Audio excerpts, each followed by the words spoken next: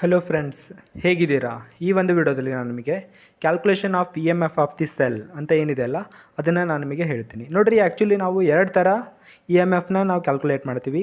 E M F ಅಂದರೆ electromotive force ಅಥವಾ cell potential ಅಂತಂದು ಎರಡು ಥರದ್ದು ಸೆಲ್ ಪೊಟೆನ್ಷಿಯಲ್ ಇರ್ತೈತಿ. ಒಂದು ಸ್ಟ್ಯಾಂಡರ್ಡ್ ಸೆಲ್ ಪೊಟೆನ್ಷಿಯಲ್ ಅಂತಂದು, ಇನ್ನೊಂದು cell potential at a given temperature at given concentration ಅಂತಂದು. ಯಾಕಂದ್ರೆ ಸೆಲ್ ಪೊಟೆನ್ಷಿಯಲ್ ಏನಿದೆ ಅಲ್ಲ that will depends on temperature and concentration of the solution ಅಂತಂದು. ಈಗ ನಾವು ಫಸ್ಟಿಗೆ ಏನು ಕ್ಯಾಲ್ಕುಲೇಟ್ ಮಾಡ್ತಾ ಇದ್ದೀವಿ ಅಂದ್ರೆ ಇ ನಾಟ್ ಸೆಲ್ ಅಂದರೆ standard E M F of the ಸೆಲ್ನ ನಾವು ಕ್ಯಾಲ್ಕುಲೇಟ್ ಮಾಡ್ತಾ ಇದ್ದೀವಿ. ಈಗ ನಾವು standard E M F of the ಸೆಲ್ನ ನಾವು ಕ್ಯಾಲ್ಕುಲೇಟ್ ಮಾಡಬೇಕಾಗಿತ್ತು ಅಂದ್ರೆ ನಮಗೆ ಟೋಟಲ್ ಎರಡು ಎಲೆಕ್ಟ್ರೋಡ್ಸ್ಗಳು ಇರ್ತವೆ, ಸರಿನಾ? ಒಂದು ಆ್ಯನೋಡು, ಇನ್ನೊಂದು ಕ್ಯಾಥೋಡ್. ಅಂದ್ರೆ anodic cell potential, cathodic half cell potential ಅಂತ ಇರುತ್ತೆ. ಅದನ್ನ ನಾವು ಏನಂತ ಕರಿತೀವಿ ಅಂದ್ರೆ standard oxidation potential, standard reduction potential ಅಂತಂದು. ಈಗ ನಾವು ಈ ಥರ ಇತ್ತು ಅಂತ ಅಂದ್ಕೊಂಡ್ರೆ ನಮಗೆ ಕನ್ಫ್ಯೂಸ್ ಆಗುತ್ತೆ, ರೈಟ್? ಅದಕ್ಕೋಸ್ಕರ ನೋಡಿರಿ, if the values are given in standard reduction potential ಅಂದ್ರೆ ಒಂದು ವಿಷಯನ ನಾವು ಅಂಡರ್ಸ್ಟ್ಯಾಂಡ್ ಮಾಡ್ಕೋಬೇಕು. ಏನಂದ್ರೆ ಈಗ ನಮ್ಮ ಹತ್ರ ಒಂದು ಹಾಫ್ ಸೆಲ್ ಇದೆ ಅಂತ ಅಂದ್ಕೊಳ್ರಿ, ಆ ಹಾಫ್ ಸೆಲ್ದ ಸೆಲ್ ಪೊಟೆನ್ಷಿಯಲ್ನ ನಾವು ಎರಡು ಥರ ಎಕ್ಸ್ಪ್ರೆಸ್ ಮಾಡ್ಬೋದು. ಒಂದು ಆಕ್ಸಿಡೇಷನ್ ಪೊಟೆನ್ಷಿಯಲ್ನಲ್ಲಿ ಸಹಿತ ಎಕ್ಸ್ಪ್ರೆಸ್ ಮಾಡ್ಬೋದು, ರಿಡಕ್ಷನ್ ಪೊಟೆನ್ಷಿಯಲ್ನಲ್ಲಿ ಸಹಿತ ಎಕ್ಸ್ಪ್ರೆಸ್ ಮಾಡ್ಬೋದು. ಇನ್ ಕೇಸ್ ಎರಡೂ ಹಾಫ್ ಸೆಲ್ಸ್ದು ಸೆಲ್ ಪೊಟೆನ್ಷಿಯಲ್ ಸ್ಟ್ಯಾಂಡರ್ಡ್ ರಿಡಕ್ಷನ್ ಪೊಟೆನ್ಷಿಯಲ್ನಲ್ಲಿ ಕೊಟ್ಟಿದ್ರು ಅಂದರೆ ಅವಾಗ ಏನಾಗುತ್ತೆ ಅನ್ನೋದನ್ನ ಹೇಳ್ತಾ ಇದ್ದೀನಿ ನಾನು. ಯಾವುದ್ರದ್ದು ವ್ಯಾಲ್ಯೂ ಹೈ ರಿಡಕ್ಷನ್ ಪೊಟೆನ್ಷಿಯಲ್ ಇರ್ತೈತೆ ನೋಡಿರಿ, that will undergo reduction. The one which have a less reduction potential that will undergo oxidation ಅಂತಂದೆ. ಈಗ ನೋಡ್ರಿ, ಈಗ ಇದು ಥೇರಿ ನಮಗೆ ಗೊತ್ತಾಯ್ತು. ಹಂಗಿದ್ರೆ ಇ ಎಮ್ ಎಫ್ ಅಂದ್ರೆ ಸ್ಟ್ಯಾಂಡರ್ಡ್ ರಿಡಕ್ಷನ್ ಪೊಟೆನ್ಷಿಯಲ್ನ ನಾವು ಯಾವ ಥರ ಕ್ಯಾಲ್ಕುಲೇಟ್ ಮಾಡ್ತೀವಿ ಅಂತಂದು ನೋಡ್ರಿ. ಈಗ ನಾನು ನಿಮಗೆ ಆಲ್ರೆಡಿ ಹೇಳಿಬಿಟ್ಟೆ ಏನಂದ್ರೆ, ನಮಗೆ ಏನು ಕೊಟ್ಟಿರ್ತಾರೆ ಅವರು, ಎರಡು ಸೆಲ್ ಪೊಟೆನ್ಷಿಯಲ್ನ ಕೊಟ್ಟಿರ್ತಾರೆ, ಅಂದರೆ ಎರಡು ಹಾಫ್ ಸೆಲ್ ಪೊಟೆನ್ಷಿಯಲ್ ಕೊಟ್ಟಿರ್ತಾರೆ. Next if the both the values are in standard reduction ಪೊಟೆನ್ಷಿಯಲ್ನಲ್ಲಿ ಕೊಟ್ಟಿದ್ರು ಅಂದ್ರೆ ಕಣ್ಣು ಮುಚ್ಕೊಂಡು ಏನು ಮಾಡ್ಬೇಕಂದ್ರೆ higher value minus lower value ಮಾಡಿದ್ವಿ ಅಂದ್ರೆ ನಮಗೆ ಡೈರೆಕ್ಟಾಗಿ E M F of the cell ಬರುತ್ತೆ ರೀ. ನೋಡಿರಿ, ಆ್ಯಕ್ಚುಯಲ್ ಫಾರ್ಮುಲಾ ಏನಿರ್ತೈತೆ ಅಂದ್ರೆ ಮೀನ್ಸು ಆ್ಯನೋಡ್ದು ಆಕ್ಸಿಡೇಷನ್ ಪೊಟೆನ್ಷಿಯಲ್, ಕ್ಯಾಥೋಡ್ದು ರಿಡಕ್ಷನ್ ಪೊಟೆನ್ಷಿಯಲ್, ಅವು ಎರಡನ್ನೂ ನಾವು ಆ್ಯಡ್ ಮಾಡಬೇಕು. ಬಟ್ ಈಗ ನಾವು ಕ್ಯಾಥೋಡ್ದು ರಿಡಕ್ಷನ್ ಪೊಟೆನ್ಷಿಯಲ್ ತೊಗೊಂಡಿರ್ತೀವಿ, ಆ್ಯನೋಡ್ದು ಆಕ್ಸಿಡೇಷನ್ ಪೊಟೆನ್ಷಿಯಲ್ ತೊಗೊಳೋದ್ರ ಬದಲಿಗೆ ನಾವು ಆ್ಯನೋಡ್ದು ರಿಡಕ್ಷನ್ ಪೊಟೆನ್ಷಿಯಲ್ ತೊಗೊಂಡಿದ್ವಿ ಅಂದ್ರೆ ಅವಾಗ higher value minus lower value ಮಾಡಿದ್ವಿ ಅಂದ್ರೆ ನಮಗೆ ಡೈರೆಕ್ಟಾಗಿ ಇ ಎಮ್ ಎಫ್ ಬಂದುಬಿಡುತ್ತೆ. ನೋಡಿರಿ, ನಾನು ಇಲ್ಲೊಂದು ತೋರಿಸ್ತೀನಿ ನಾನು ನಿಮಗೆ. ನೋಡ್ರಿ ಇಲ್ಲಿ, Z N bar Z N 2+, double bar, copper 2+ bar copper. ಇಲ್ಲಿ ನೋಡ್ಬೋದು ನೀವು, ಇಲ್ಲಿ ವ್ಯಾಲ್ಯೂ ಕೊಟ್ಟಿದ್ದಾರೆ ಅವರು E naught. Z N bar Z N 2+ is equal to 0.76 volt. E naught copper 2+ to copper 0.34 volt ಅಂತಂದು. ನೋಡಿರಿ, ನಮಗೆ ಹೆಂಗೆ ಗೊತ್ತಾಗುತ್ತೆ ಅಂತಂದು ರಿಡಕ್ಷನ್ ಪೊಟೆನ್ಷಿಯಲ್ನಲ್ಲಿ ಕೊಟ್ಟಿದ್ದಾರೋ ಅಥವಾ ಆಕ್ಸಿಡೇಷನ್ ಪೊಟೆನ್ಷಿಯಲ್ನಲ್ಲಿ ಕೊಟ್ಟಿದ್ದಾರೋ ಅಂತಂದು. ನೋಡಿರಿ, ಇಲ್ಲಿ ಜೆಡ್ ಎನ್ ಇದ್ದಿದ್ದು ಜೆಡ್ ಎನ್ 2+ ಆಗ್ತಾಯಿದೆ, ಅಂದರೆ ಏನರ್ಥ ರೀ, ಅದು ಆಕ್ಸಿಡೇಷನ್ ಆಗ್ತಾಯಿದೆ ಮತ್ತು ಅದರದ್ದು ವ್ಯಾಲ್ಯೂ ಸಹಿತ ಆಕ್ಸಿಡೇಷನ್ ಪೊಟೆನ್ಷಿಯಲ್ನಲ್ಲಿ ಇದೆ ರೀ. ಅದೇ ನನಗೆ ಇಲ್ಲಿ ಕಾಪರ್ ಲೆಕ್ಕದಲ್ಲಿ ಕಾಪರ್ 2+ ಇದ್ದಿದ್ದು ಕಾಪರ್ ಆಗಿ ಕನ್ವರ್ಟ್ ಆಗ್ತಾಯಿದೆ, ಅಂದರೆ ಅದು ರಿಡಕ್ಷನ್ ಪೊಟೆನ್ಷಿಯಲ್ನಲ್ಲೇ ಕೊಟ್ಟಿದ್ದಾರೆ ಅಂತಂದು. ನೋಡಿರಿ, ಇಲ್ಲಿ calculate the E M F of the cell. Zinc 2+ is in oxidation potential, convert it into reduction potential. ನೋಡಿರಿ, ಅದನ್ನ ಹೆಂಗೆ ಕನ್ವರ್ಟ್ ಮಾಡಬೇಕಂತಂದು ಅಲ್ಲಿ ಏನು ವ್ಯಾಲ್ಯೂ ಇರ್ತೈತಲ್ಲ ಅದ್ರ ಹಿಂದ್ಗಡೆ ಮೈನಸ್ ಸೈನ್ನ ನಾವು ಆ್ಯಡ್ ಮಾಡಿದ್ವಿ ಅಂದ್ರೆ that itself means we have converted it from oxidation potential to reduction potential ಅಂತಂದು. ಈಗ ನಮಗೆ ಒನ್ ಟೈಮ್ ಇದು ಗೊತ್ತಾಯ್ತು ಅಂತ ಅಂದ್ಕೊಳ್ರಿ. ಹೈಯರ್ ವ್ಯಾಲ್ಯೂ ಇಲ್ಲಿ ಯಾವ್ದು ಹೈಯರ್ ವ್ಯಾಲ್ಯೂ ಇದೆ, 0.34 higher value minus 0.76 lower value. Then we'll get the E M F of the cell that is 1.16 volt ಅಂತಂದು. ನೋಡಿರಿ, ಇದೇನಿದೆ ಅಲ್ಲ ಇದು ಸೆಟಪ್, ಇದು ಡೇನಿಯಲ್ ಸೆಲ್ದು ಸೆಟಪ್. ಇದೊಂದೇ ನೀವು ನೆನ್ಪಿಟ್ಕೊಂಡ್ರೆ ಇನ್ನೂ ಉತ್ತಮ ಆಗಿರುತ್ತೆ. Next largest E M F of the cell ಅಂತಂದು. ಈಗ ನಮ್ಮ ಹತ್ರ ಸೀರೀಸ್ ಆಫ್ ಡಿಫ್ರೆಂಟ್ ಹಾಫ್ ಸೆಲ್ಸ್ಗಳಿದ್ವು ಅಂತ ಅಂದ್ಕೊಳ್ರಿ. ಯಾವ ಎರಡು ಕಾಂಬಿನೇಷನ್ಸ್ ಲಾರ್ಜೆಸ್ಟ್ ಇ ಎಮ್ ಎಫ್ನ ಕೊಡುತ್ತೆ ಅನ್ನೋದನ್ನು ನಾವು ಹೆಂಗೆ ಕ್ಯಾಲ್ಕುಲೇಟ್ ಮಾಡ್ತೀವಿ ಅಂದರೆ the combination of the highest and the lowest reduction potential of the cell gives the largest E M F of the cell ಅಂತಂದು. ನನಗೆ ಜಾಸ್ತಿ ಪೊಟೆನ್ಷಿಯಲ್ ಇರೋವಂಥ ಸೆಲ್ನ ನಾನು ಮಾಡಬೇಕಾಗಿತ್ತಂದ್ರೆ ಒಂದರದ್ದು potential reduction potential full low ಇರಬೇಕು, ಇನ್ನೊಂದ್ರದ್ದು ಫುಲ್ ಹೈ ಇರಬೇಕಂತಂದು, right? Let us consider this one. The problems on which metal reduces which one ಅಂತಂದು. So ಅವಾಗ ನಾವು ಹೆಂಗೆ ಕ್ಯಾಲ್ಕುಲೇಟ್ ಮಾಡ್ಬೇಕಂತಂದು, ಈಗ ಎಕ್ಸಾಂಪಲ್ ಈಗ ನಮಗೆ 2 ಹಾಫ್ ಸೆಲ್ಸ್ಗಳನ್ನು ಕೊಡ್ತಾರೆ, ಕೊಟ್ಬಿಟ್ಟು ನಮಗೆ ಹೇಳ್ತಾರೆ ರೀ, ಸೊ ಇವೆರಡರಲ್ಲಿ ಯಾವುದನ್ನು ರಿಡಕ್ಷನ್ ಮಾಡುತ್ತೆ ಅಂತಂದು. ಅಂಥ ಟೈಮ್ನ ನಾವೇನು ಮಾಡ್ಬೇಕಂದ್ರೆ convert the given E0 half cell into standard reduction potential. So ಆಮೇಲೆ ಈ ಒಂದು ಫಾರ್ಮುಲಾನ ಟ್ರಿಕ್ ಇದೆ, ಇದನ್ನ ಯೂಸ್ ಮಾಡಬೇಕು. ಹೆಲೋ ರಿಡಾಕ್ಸ್ ಅಂತಂದು, ಹೈ ಇದ್ದದ್ದು ರಿಡಕ್ಷನ್ ಆಗುತ್ತೆ, ಲೋ ಇದ್ದದ್ದು ಆಕ್ಸಿಡೇಷನ್ ಆಗುತ್ತೆ. ಸೊ ಆಲ್ಸೋ ನೋಡ್ರಿ ಇಲ್ಲಿ the lowest reduction potential value readily undergo oxidation acts as strong oxidising agent ಅಂತಂದು. ಅದೇ ನಮಗೆ ರಿಡಕ್ಷನ್ ಪೊಟೆನ್ಷಿಯಲ್ ಕಡಿಮೆ ಆಯ್ತು ಅಂದ್ರೆ ಆಕ್ಸಿಡೇಷನ್ ಕ್ವಿಕ್ಲಿ ಆಗುತ್ತೆ. ಸೊ ಇದರ reason the lowest oxidation means reduction potential value readily undergo oxidation acts as strong reducing agent. Right, ನೋಡಿರಿ ಇಲ್ಲೊಂದು ಎಕ್ಸಾಂಪಲ್ ಇದೆ. ಸೊ ಈ ಎಕ್ಸಾಂಪಲ್ನ ನಾವು ಸಾಲ್ವ್ ಮಾಡಿದ್ರೆ ಆಯಿತು. E0 zinc converts to zinc 2+, nickel converts to nickel 2+ ಅಂತಂದು. ಅಂದರೆ ಎರಡೂ ಏನಿದಾವೆ ಹೇಳ್ರಿ, ಅವು ಮೀನ್ಸ್ ಆಕ್ಸಿಡೇಷನ್ ಪೊಟೆನ್ಷಿಯಲ್ನೆಲ್ಲ ಅದಾವ್ರಿ. ನಾವು ಅದನ್ನ ಏನು ಮಾಡ್ಬೇಕಂದ್ರೆ, so which metal reduces the other metal ಅಂತಂದು in terms of reduction potential. ನಾವು ಮೊದಲಿಗೆ ಏನು ಮಾಡಬೇಕಂದ್ರೆ ರಿಡಕ್ಷನ್ ಪೊಟೆನ್ಷಿಯಲ್ನಲ್ಲಿ ಕನ್ವರ್ಟ್ ಮಾಡಬೇಕು ಅದನ್ನ. ಸೊ ಕನ್ವರ್ಟ್ ಮಾಡಿದೆ ಅಂತ ಅಂದ್ಕೊಳ್ರಿ. ಸೊ ಇದು 0.76 ಇದ್ದಿದ್ದು -0.76 ಆಗುತ್ತೆ. ಸೊ +0.25 ಇದ್ದಿದ್ದು -0.25 ಆಗುತ್ತೆ. ಸೊ ಇದರಲ್ಲಿ ಇದನ್ನ ನೋಡಿದ್ವಿ ಅಂತ ಅಂದ್ಕೊಳ್ರಿ, 0.76 ಏನಿದೆ ಅಲ್ಲ that is the lowest one, -0.25 ಇದೆ ಅಲ್ಲ that is the highest one.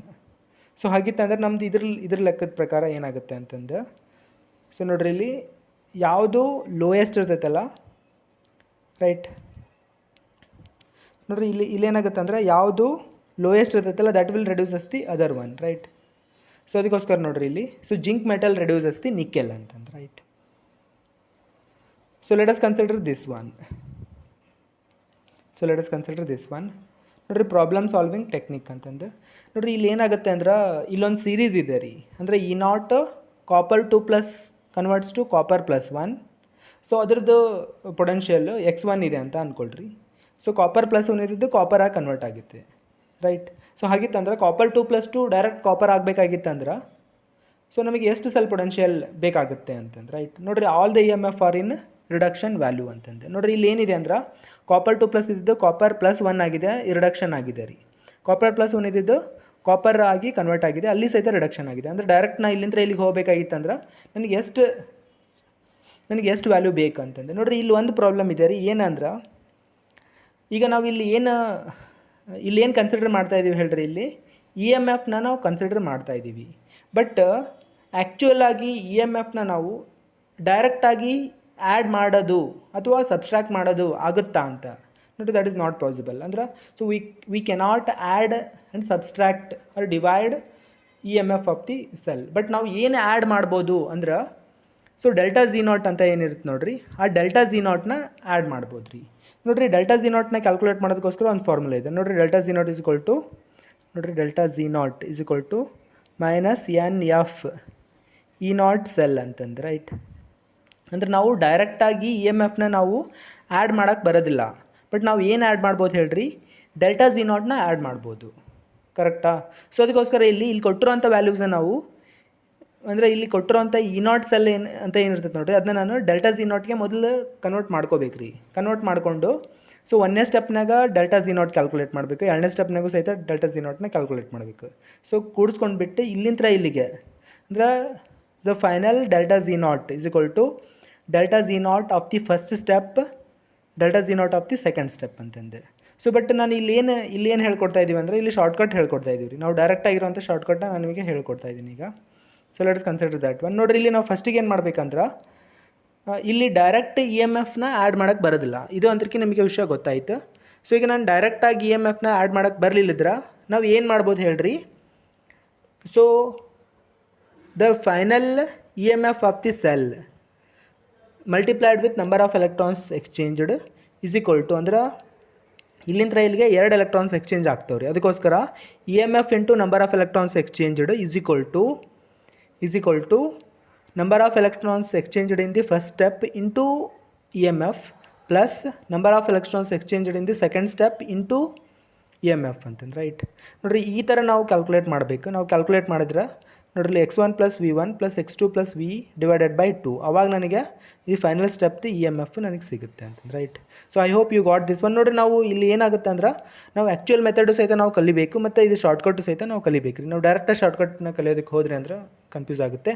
So let's consider this one. ನೋಡ್ರಿ FE3 ಪ್ಲಸ್ ಇದ್ದಿದ್ದು FE+1 ಆಗಿದೆ ರೀ. FE+3 ಇದ್ದಿದ್ದು FE ಆಗಿದೆ.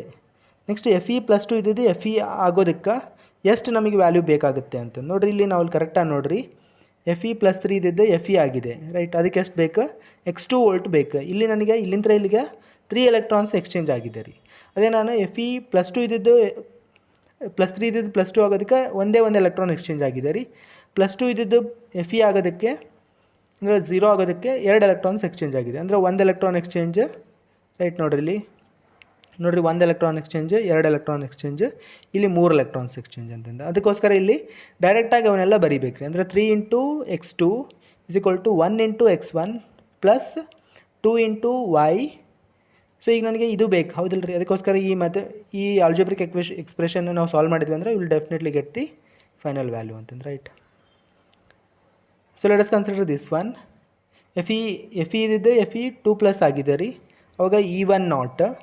FE ಇದ್ದಿದ್ದು +3 ಆಗಿದೆ ರೀ, ಅವಾಗ E2 ನಾಟ್. FE+2 ಇದ್ದಿದ್ದು FE+3 ಆಗಿದೆ, ಅವಾಗ E3 ನಾಟ್ ಅಂತಂದು. All these are in reduction potential. ಅಂದರೆ ನಾವು ವ್ಯಾಲ್ಯೂಸ್ ರಿಡಕ್ಷನ್ ಪೊಟೆನ್ಷಿಯಲ್ ಇದ್ದಾಗೂ ಸಹಿತ ನಾವು ಸೇಮ್ ಟೆಕ್ನಿಕ್ನ ಅಪ್ಲೈ ಮಾಡ್ಬೋದು ಅಂತ. ಅಂದರೆ same technique is also applicable in the case of oxidation potential also ಅಂತಂದು. ಆಕ್ಸಿಡೇಷನ್ ಪೊಟೆನ್ಷಿಯಲ್ ಕೇಸ್ ಒಳಗಡೆ ಸಹಿತ ನಾವು ಇದೇ ಟೆಕ್ನಿಕ್ನ ನಾವು ಫಾಲೋ ಮಾಡ್ಬೋದು. ಬಟ್ ಅಂದರೆ ನಾವು ರಿಡಕ್ಷನ್ ಪೊಟೆನ್ಷಿಯಲ್ನಲ್ಲೇ ಫೈನಲ್ ವ್ಯಾಲ್ಯೂಸ್ ಇರಬೇಕಂತ ಏನಿಲ್ಲ. ನೋಡಿರಿ ನಿಮಗೆ ಇದೆಲ್ಲ ಅಂಡರ್ಸ್ಟ್ಯಾಂಡ್ ಆಗಿದೆ ಅಂತಂದರೆ ನಾವು ಇಲ್ಲಿ ನಂಬರ್ ಆಫ್ ಎಲೆಕ್ಟ್ರಾನ್ಸ್ ಯಾಕೆ ಮಲ್ಟಿಪ್ಲೈ ಮಾಡ್ತೀವಿ ಅನ್ನೋದು ನಮಗೆ ನೆನಪಿರ್ಬೇಕು ರೀ. ಯಾಕಂದರೆ ನಾವು ಡೈರೆಕ್ಟಾಗಿ EMF ಟು EMFನ ಆ್ಯಡ್ ಮಾಡೋದು ಸಬ್ಸ್ಟ್ರಾಕ್ಟ್ ಮಾಡೋದೇ ಆಗಲ್ಲ.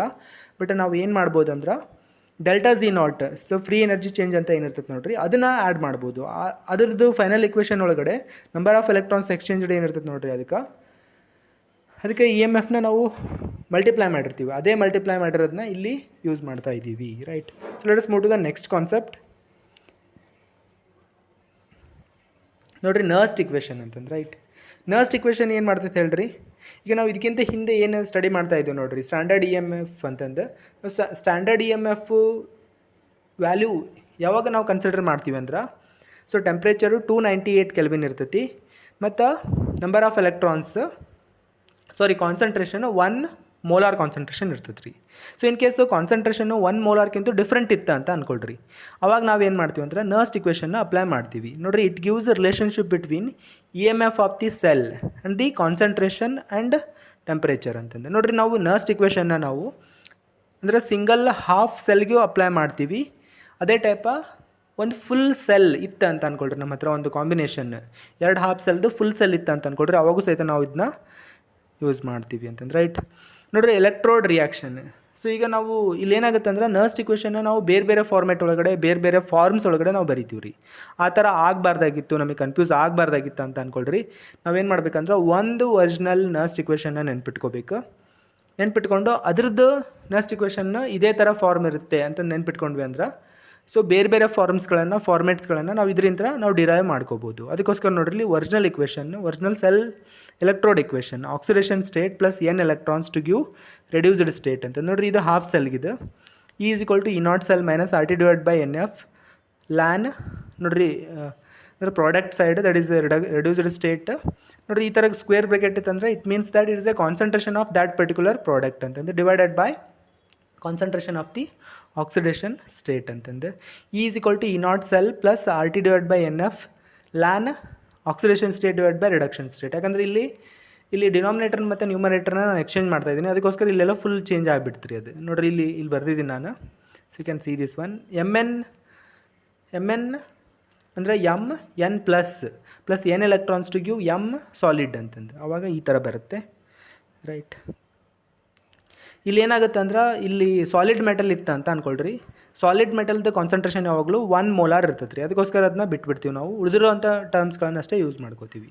ಇನ್ ಕೇಸ್ ಇದೇ ಇಕ್ವೇಷನ್ ಒಳಗಡೆ ನಾನು ಕಾನ್ಸಂಟ್ರೇಷನ್ನು ಚೇಂಜ್ ಆದ್ರೆ ಆಗಲಿ ಟೆಂಪ್ರೇಚರ್ ಅಷ್ಟೇ ನಾನು ಫಿಕ್ಸ್ ಇಟ್ಕೊಂಡೆ ಅಂತ ಅಂದ್ಕೊಳ್ರಿ, ಲೈಕ್ 298 ಕೆಲ್ವಿನ್ ಅಂತಂದು. ಆವಾಗ ನಮಗೆ ಈ ಥರದೊಂದು ಇಕ್ವೇಷನ್ ಬರುತ್ತೆ ರೀ. ಅವಾಗ ಇಲ್ಲಿ ನೆಕ್ಸ್ಟ್ ಲ್ಯಾನ್ ಇದನ್ನ ಲಾಗಿಗೆ ಕನ್ವರ್ಟ್ ಮಾಡಿದ್ವಿ ಅಂದ್ರೆ ಆವಾಗ 0.0591 divided by n log 1/mn aqueous ಅಂತಂದು ರೈಟ್. ಸೊ ಈ ಥರ ಬರುತ್ತೆ.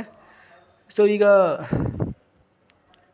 ಎಟ್ ಈಕ್ವಿಲಿಬ್ರಿಯಮ್ ಅಂತಂದ್ರೆ ಅಂದರೆ ಇ ನಾಟ್ ಸೆಲ್ನ ನಾವು ಕ್ಯಾಲ್ಕುಲೇಟ್ ಮಾಡಬೇಕಾಗಿತ್ತಂದ್ರೆ ಆವಾಗ ಈಗ ಇದೇ ನರ್ಸ್ಟ್ ಇಕ್ವೇಷನ್ನಲ್ಲಿ ಇಕ್ವಿಲಿಬ್ರಿಯಮ್ ಅಟೆಂಡ್ ಆಗಿತ್ತ ಅಂತ ಅಂದ್ಕೊಳ್ರಿ. ಆವಾಗ E M F of the cell will became zero ಅಂತಂದೆ, right. E M F of the cell zero ಆಗಿಬಿಡ್ತದೆ ರೀ. ಅದೇ ಕಾರಣಕ್ಕೋಸ್ಕರ ನೀವು ಒಂದು ಹೊಸ ಬ್ಯಾಟ್ರಿ ತೊಗೊಂಡು ಬಂದಿದ್ರಿ ಅಂತ ಅಂದ್ಕೊಳ್ರಿ. ಅಲ್ಲಿ ಎಲ್ಲಿವರೆಗೆ ಸೆಲ್ ರಿಯಾಕ್ಷನ್ ಆಗ್ತಿರ್ತೈತಿ ಅಲ್ಲಿವರೆಗೆ ನಮಗೆ ಸ್ವಲ್ಪ ಪೊಟೆನ್ಷಿಯಲ್ ಸಿಗ್ತೈತಿ. ಯಾವಾಗ ನಮ್ಮ ಹತ್ರ ಇರುವಂಥ ಎಲ್ಲ ಪ್ರಾಡಕ್ಟ್ಸ್ಗಳು ರಿಯಾಕ್ಟೆಂಟಾಗಿ ಕನ್ವರ್ಟ್ ಆದವು ಅಂತ ಅಂದ್ಕೊಳ್ರಿ. ಸೊ ಅವಾಗ ಈ ಕಡೆ ಪ್ರಾಡಕ್ಟ್ಸ್ಗಳು ಮತ್ತು ರಿಯಾಕ್ಟೆಂಟ್ಸ್ಗಳು ಮಧ್ಯದಲ್ಲಿ ಒಂದು ಬ್ಯಾಲೆನ್ಸ್ ಆಗುತ್ತೆ ರೀ. ಬ್ಯಾಲೆನ್ಸ್ ಆಯ್ತು ಅಂದರೆ E M F of the cell it will became zero ಅಂತಂದ್ರೆ, right. So let us consider this one. ನೋಡ್ರಿ, ಈಗ ನಾವು ಇಲ್ಲಿ ಏನು ಮಾಡಿದ್ರೆ ಆಯ್ತಂದ್ರೆ ಡೇನಿಯಲ್ ಸೆಲ್ ಅಂತಂದ್ರೆ, ರೈಟ್. ಸೊ ಜಿಂಕ್ ಮತ್ತು ಕಾಪರ್ ಮೆಟಲ್ದು ಕಾಂಬಿನೇಷನ್ ಇಂಥ ಮಾಡುವಂಥ ಸೆಲ್ಗೆ ಡೇನಿಯಲ್ ಸೆಲ್ ಅಂತ ಕರಿತೀವಿ. So zinc it will act as a anode. So copper it will act as a cathode ಅಂತಂದ್ರೆ, right. So let us consider this one cell reaction ನಾವು ಇಲ್ಲಿ ಬರಿತಾ ಇದ್ದೀವಿ. ನೋಡ್ರಿ, cell E cell is equal to E naught cell minus 0.0591 divided by n log zinc concentration divided by copper concentration ಅಂತಂದೆ.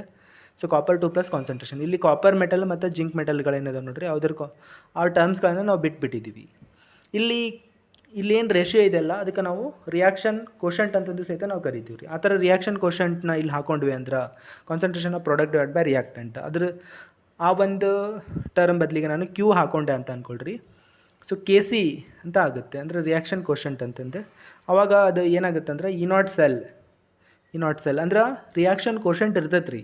But ಈ reaction quotient at equilibrium. So then it will became K C ಅಂತಂದೆ. ಸೊ ಅಂದರೆ equilibrium constant in terms of concentration ಅಂತಂದೆ. ಅಂದರೆ E not cell is equal to 0.0591 divide by N log K C ಅಂತಂದೆ. Here E cell is equal to 0 at equilibrium ಅಂತಂದೆ. So that you need to remember. Next ನಾನು ಇಲ್ಲಿ ಹೇಳ್ತಾ ಇದ್ದೆ ನೋಡ್ರಿ, ಇದಕ್ಕಿಂತ ಹಿಂದೆ ಒಂದು ಟೆಕ್ನಿಕ್ ಟು ಸಾಲ್ವ್ ಪ್ರಾಬ್ಲಮ್ಸ್ ಅಂತಂದು ಅಲ್ಲಿ ಹೇಳ್ತಾ ಇದ್ದೆ ನಾನು ನಿಮಗೆ ದ ಫ್ರೀ ಎನರ್ಜಿ ಚೇಂಜ್ ಮತ್ತು ಇ ಎಮ್ ಎಫ್ಗೆ ಏನು ರಿಲೇಷನ್ಶಿಪ್ ಇದೆ ಅಂತಂದು. So delta G not is equal to minus R T ln K C ಅಂತಂದು. So which is nothing but minus 0.0591. So 2.303 R T log K C ಅಂತಂದು. Next ಇದಕ್ಕೆ ರಿಲೇಷನ್ಶಿಪ್ನ ನಾನು ಇಕ್ವೇಟ್ ಮಾಡಿದೆ ಅಂತ ಅಂದ್ಕೊಳ್ರಿ. ಅವಾಗ ಇದು ಏನಾಗುತ್ತೆ ಅಂದ್ರೆ ಮೈನಸ್ ಅಂದರೆ delta G not is equal to minus N F E not cell ಅಂತಂದು. ಇಲ್ಲಿ ಮೈನಸ್ ಎನ್ನ ಆ ಕಡೆ ಹಾಕಿದೆ ಅಂದರೆ ಅವಾಗ ಏನಾಗುತ್ತೆ ಇದು delta G not is equal to minus N F E not cell ಅಂತಂದು. ನೋಡಿರಿ, ಇದು ಯಾವಾಗಲೂ ಇದು ಡೆಲ್ಟಾ ಝಿ ಏನಿದೆ ನೋಡಿರಿ, ಇದು ಡೆಲ್ಟಾ ಝಿ ನಾಟ್ ಆಗಿರ್ತೈತೆ ರೀ. ಮತ್ತು ಇದು ಈ ಸೆಲ್ ಏನಿದೆಯಲ್ಲ ಅದು ಯಾವಾಗಲೂ ಇ ನಾಟ್ ಸೆಲ್ ಆಗಿರುತ್ತೆ, right. So like this. Next ಅದೇ ಟೈಪ ನಾವು ರಿಲೇಷನ್ಶಿಪ್ ಬಿಟ್ವೀನ್ ಕೆ ಇಕ್ವಿಲಿಬ್ರಿಯಮ್ ಅಂದರೆ ಇಕ್ವಿಲಿಬ್ರಿಯಮ್ ಕಾನ್ಸ್ಟೆಂಟ್ ಮತ್ತು ಇ ನಾಟ್ ಸೆಲ್ ಏನಿರ್ತೈತೆ ನೋಡಿರಿ, ಅದಕ್ಕೊಂದು ರಿಲೇಷನ್ಶಿಪ್ ಇರ್ತೈತೆ ರೀ, ರೈಟ್. ನೋಡಿರಿ, ಇಲ್ಲಿ ವೆರಿ ಇಂಪಾರ್ಟೆಂಟ್. ಇಲ್ಲಿ ಕೆ ಇಕ್ವಿಲಿಬ್ರಿಯಮ್ ನಾವು ಕನ್ಸಿಡರ್ ಮಾಡಬೇಕಾಗಿತ್ತು ಅಂದರೆ ಕಂಪಲ್ಸರಿ ಅದು ಇ ನಾಟ್ ಸೆಲ್ ಆಗಿರ್ತೈತೆ ರೀ, ಈ ಸೆಲ್ ಆಗಿರೋದಿಲ್ಲ. So E not cell is equal to minus or 0.0591 divide by N log K equilibrium ಅಂತಂದು. ಇಲ್ಲಿ ಎನ್ ಅಂದ್ರೆ ನಂಬರ್ ಆಫ್ ಎಲೆಕ್ಟ್ರಾನ್ಸ್ ಎಕ್ಸ್ಚೇಂಜ್ಡ್ ಅಂತಂದ್ರೆ, ರೈಟ್. ನೋಡಿರಿ, ಅದೇ type temperature coefficient of a cell ಅಂತಂದ್ರೆ ಈಗ ನನ್ನ ಹತ್ರ ಇರುವಂಥ ಸೆಲ್ ನಾವು ಟೆಂಪ್ರೇಚರ್ ವೇರಿ ಆದಂಗೆ ಯಾವ ಥರ ಇ ನಾಟ್ ಸೆಲ್ ವೇರಿಯೇಷನ್ ಆಗುತ್ತೆ ಅನ್ನೋದಕ್ಕೆ ಒಂದು ಫಾರ್ಮುಲಾ ಇದೆ. Delta G not is equal to minus N F E not cell ಅಂತಂದೆ. ಇಲ್ಲಿ delta G naught is nothing but delta H minus T D S ಅಂತಂದೆ. ಅದಕ್ಕೋಸ್ಕರ ನಾನು ಇಲ್ಲಿ ಈ ಕ್ವೆಶನ್ ಕೂಡ ಹಾಕಿದೆ ಅಂದರೆ ಅವಾಗ ಏನಾಗುತ್ತೆ ಅಂದ್ರೆ ಸೊ ಡೋ E not cell divide by ಡೋ T is equal to delta S divided by N F ಅಂತಂದು. ನೋಡಿರಿ, ಇದು ಸಹಿತ important. So you have to remember this one ಅಂತಂದು. ಇದೇನು ಫೈನಲ್ ಇಕ್ವೇಷನ್ ಇದೆಯಲ್ಲ ಇದನ್ನ ನೆನ್ಪಿಟ್ಕೋಬೇಕು. ನೋಡಿರಿ, ಇಲ್ಲಿ ಆಲ್ಮೋಸ್ಟ್ ಕ್ಯಾಲ್ಕುಲೇಷನ್ ಪಾರ್ಟ್ ಏನಿದೆಯಲ್ಲ ಅದೆಲ್ಲ ಕಂಪ್ಲೀಟ್ ಆಗಿದೆ. ಸೊ ನೋಡಿರಿ, ಇದನ್ನು ಬಿಟ್ಟರೆ ಕೆಲವೊಂದು ಸ್ವಲ್ಪ ಲೈಕ್ ಪೊಟೆನ್ಷಿಯೋಮೆಟ್ರಿಕ್ ರೈಟೇಷನ್, ಕಂಡಕ್ಟೋಮೆಟ್ರಿಕ್ ರೈಟೇಷನ್ಸ್, ಈ ಥರದ್ದು ಕೆಲವೊಂದು ಕ್ವಶನ್ಸ್ಗಳು ಮತ್ತು ಟಾಪಿಕ್ಸ್ಗಳಿದಾವೆ. ಅವುಗಳನ್ನು ನಾನು ಮತ್ತೊಂದು ಸಾರಿ ಹೇಳ್ತೀನಿ ನಾನು ನಿಮಗೆ, right. So thank you very much.